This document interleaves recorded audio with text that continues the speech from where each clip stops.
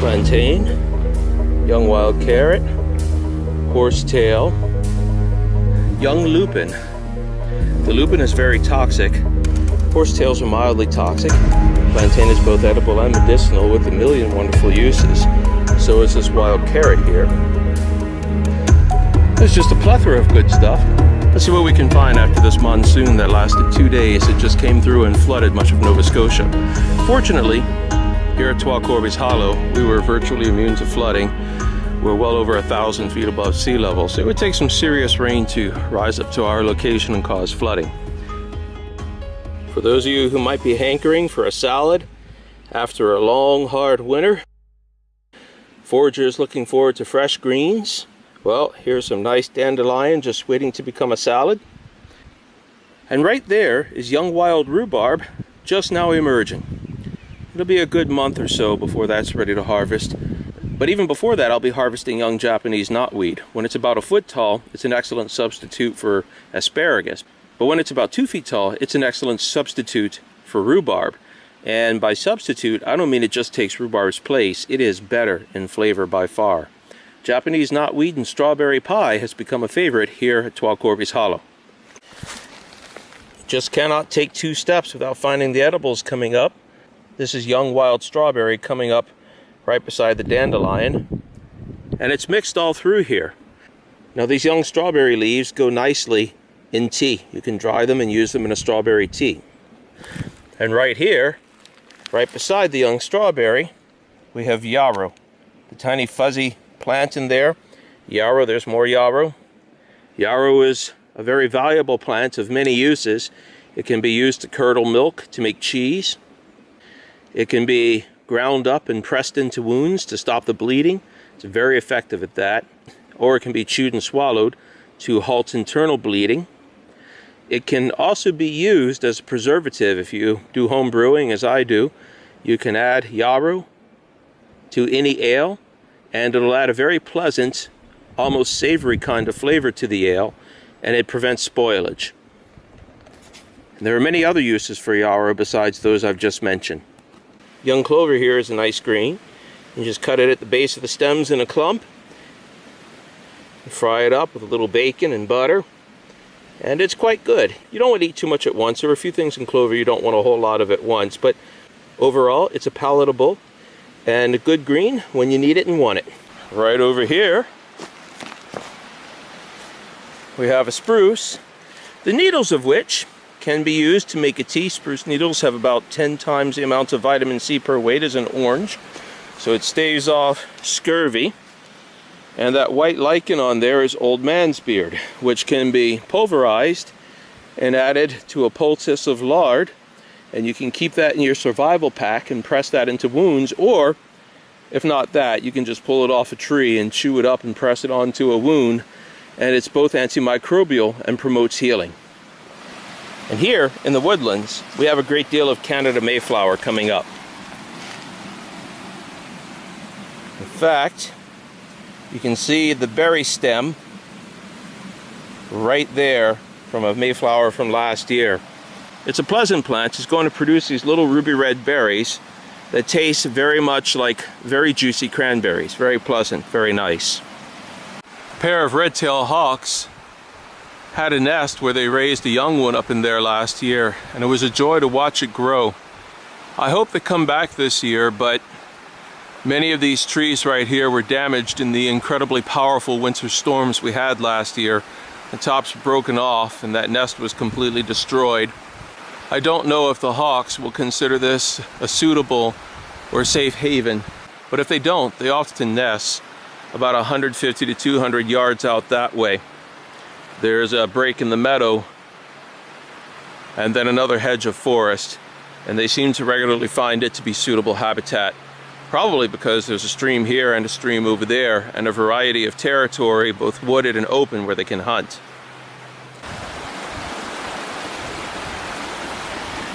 Sphagnum moss is not edible, but it's definitely a good one to know for any number of reasons.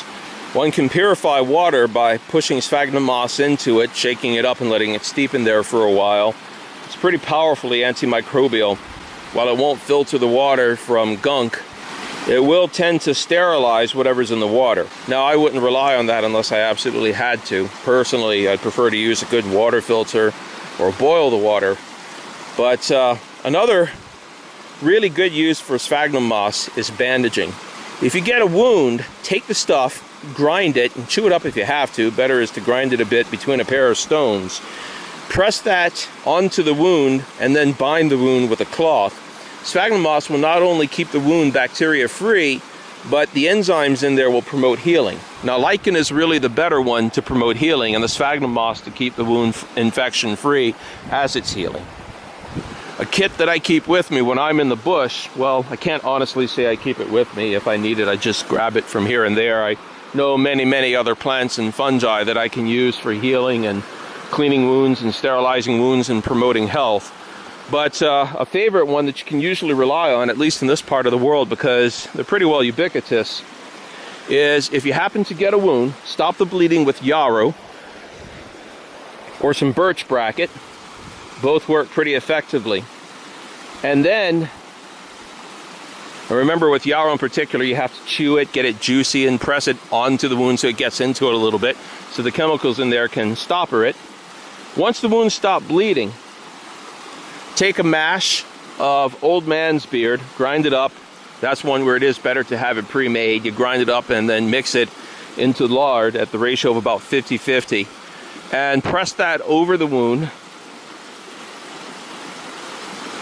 to promote healing. It'll also have some antimicrobial effect. Then you take some sphagnum moss, grind it up, place that over the wound as packing, and tie it off with a bandage. If anything can get in there and then infect the wound, well, it probably deserves to survive and infect your wound at that point, because that's a pretty potent antimicrobial mix. That should get up in there and not only shield you from whatever pathogens may want to infect the wound, but it'll also promote healing so that the wound heals up to twice as fast. Over there, you can see new greenery arising in that wet ground. That's a flow off from an artesian spring that starts about 150 to 200 yards further on, somewhat back behind where that big maple is. That's one of the maples we call the Five Sisters. Truly ancient maples that are probably 200-300 years old that have survived on this property despite the loggings of previous owners. Anyway, running all up and down those springs from where they flow out of the ground here to where they meet the stream are dense thickets of aquatic mint. So we get from this area as much mint as we want every year. I mean, there's so much of it. We harvest all we need for a year. Daphne usually likes me to bring her back 2 or 3 grocery bags full, which she may distill down into a mint essence or simply dry and use to make tea and use in other ways. But we bring back several grocery bags of that, and that's as much mint as we need in a year. The mint is very pleasant. Now and then, viewers will warn me when harvesting aquatic mint to beware of pennyroyal. It's quite easy to make sure that you're getting aquatic mint instead of pennyroyal. Pennyroyal is a mint, and its taste is pleasant, but it also has a potent toxin in it. You can have a little bit, like a cup or two, but you must never have too much pennyroyal. Otherwise, it will go badly on you. It's a dangerous toxin. And it's hard to say exactly how much you're getting. Some pennyroyal plants will have more of the toxin in it, and some people are much more sensitive to the pennyroyal toxin than others. Some persons seem to be able to drink pennyroyal with impunity, and others it only take a little more than 2 or 3 cups of something like pennyroyal tea to get to them and possibly be lethally threatening to them. However, it's easy to separate pennyroyal from aquatic mint in a number of ways. One of the simplest is that aquatic mint gets quite big. It gets 2 or 3 feet tall, whereas pennyroyal is a small plant that grows low to the ground. Pennyroyal also prefers drier ground, whereas aquatic mint will grow right in water. It likes to grow where the ground is saturated. This stuff coming out of the ground right here looks a little bit like wild radish. It's not. I'm not exactly sure of the identity of this one yet, but I believe this is wild tansy. There are two variants of wild tansy, and they're only distinguished because one has distinct white petals, almost like tiny oxeye daisies, and the other just has the center of the flower without the petals. In any case, you might think, oh, tansy, that's interesting, due to the old Shakespearean references and nursery rhymes to things like tansy cakes and peppermint cream. Do not be deceived. Tansy is extraordinarily toxic, and it contains a toxin called thujone, which is actually very flavorful. It really tastes wonderful, and it's great up until you get about a gram too much in your system and it kills you. There is a tradition in Europe where there are certain liqueurs that are made from tansy, and they have a methodology of carefully filtering the thujone to get out the active toxic ingredient. Tansy is not one that the layman, even I, would not mess with tansy as a flavoring for anything. It is true that medieval folk ate tansy cakes. They didn't eat them for the flavor. Well, they might have eaten them for the flavor because doubtless the taste was very pleasant.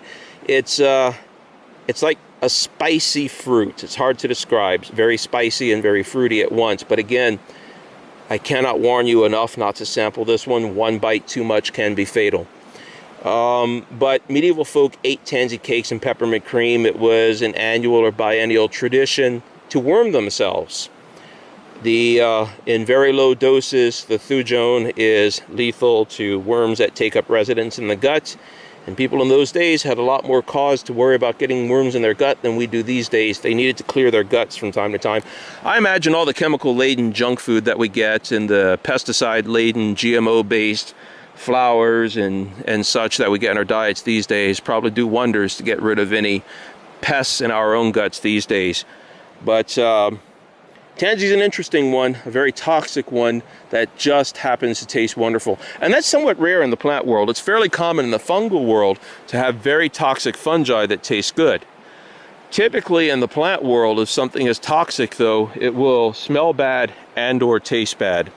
So this is one to really watch for. It also, like I said, looks in its earlier stages like a wild radish. And then as this particular type of tansy here begins to bloom, it can easily be confused for fleabane or tiny oxeye daisy blossoms. But it's not in any way either one. Fleabane has its uses, and oxeye daisy has plenty of uses. It's a great spice and an interesting vegetable. But you wouldn't really want to use tansy for anything these days. Maybe one day, if civilization comes to an end, and we have to go back to eating foods now and then, specifically to get rid of worms, there'll be a place again for tansy in our diets. Here's a lovely wild carrot, well underway. And right over here, we have the first mint just starting to peep out. I'm glad to see this stuff. I love the wild mints. Wild mint wasn't really something we ever saw much of in Alaska. And if you know how to find it, it's so abundant here. I do love the wild mints. I've always loved the flavor of mint. And we make all kinds of cakes and breads and beverages with mint. One of these days, I'm going to have to figure out something to brew that makes good use of wild mint.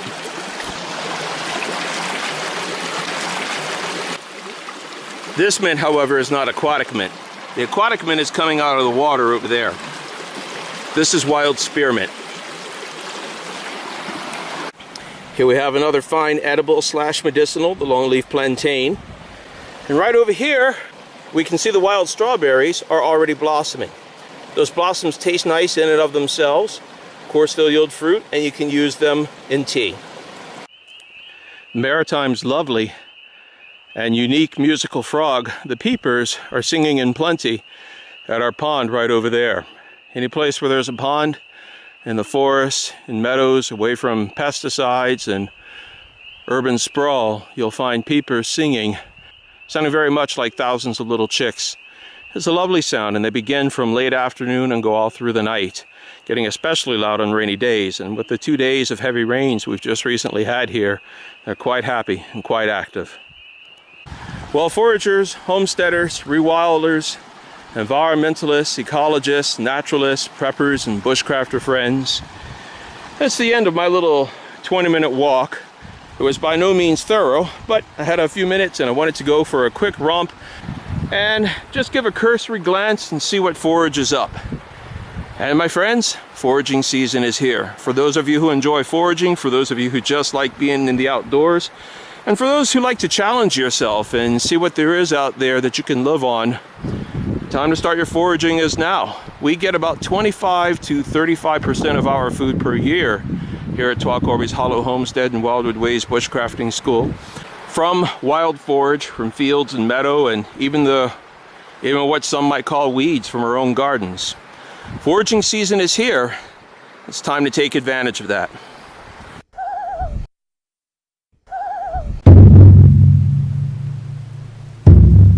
Keep watching to learn more about the natural world and the joys of getting to know it. As always, go soft, go gently, and leave no trace. Let's go home, boy.